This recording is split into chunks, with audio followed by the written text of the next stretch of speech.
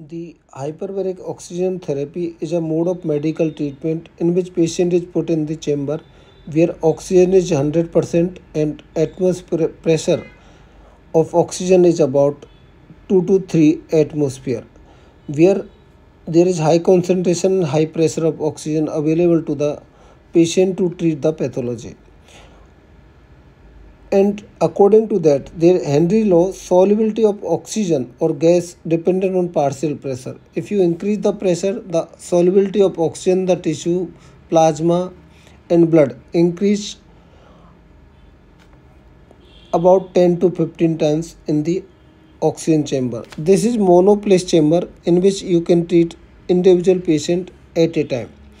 So this is the single patient chamber. This is called monoplace chamber, and this is multiplace chamber. You can put multiple patient in this chamber, and you can give hyperbaric oxygen by mask to the multiple patients. The mechanism action of the hyperbaric oxygen is normally if you see 100 cc of blood at 1 atmosphere pressure, there is 21% FiO2. The concentration of O2 in hemoglobin about 19 cc, in plasma about 0.3 cc normally. If in the hyperbaric oxygen chamber there is 100 cc blood and at 1 atmosphere pressure or 100% FiO2, there is 20 cc O2 in hemoglobin and 2 cc in the plasma. It means there is increased O2 concentration in plasma and tissue higher than the hemoglobin. Hemoglobin can only hold about 20 cc O2 at particular moment, but in plasma and tissue it tremendously increases about multiplication time 10 to 15 times higher. At 2 atmosphere pressure, the plasma having 4.4 cc of oxygen, and at 3 atmosphere pressure, the plasma having 6.8 cc of the oxygen. So it means there is tremendous increase oxygen concentration in the plasma and tissue than the hemoglobin at particular chamber. So this act as it limits ischemic damages, it promotes collagen synthesis, it decreases lactate production and decreases the acidosis also. It's increased killing of bacteria by O2 dependent mechanism, and it limits leukocyte adhesion and degradation.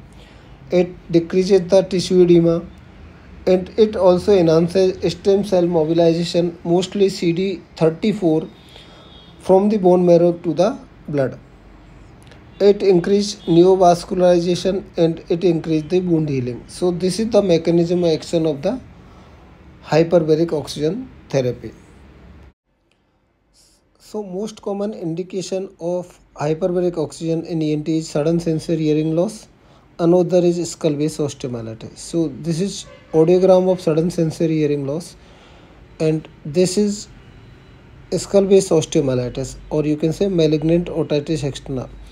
In these two conditions, it is very helpful. You should add on hyperbaric oxygen therapy to the patient. If patient is refractory to steroid or other medication, is not going to be helpful. Another indications are osteoradionecrosis, carbon monoxide poisoning, actinomycosis, crush injury of face, decompression illness, acute traumatic peripheral nerve injury, gas embolism, decompression illness, radiation exposure, diabetic foot and other diabetic wounds, gas gangrene. And it is also helpful in preservation of grafts, skin and muscle.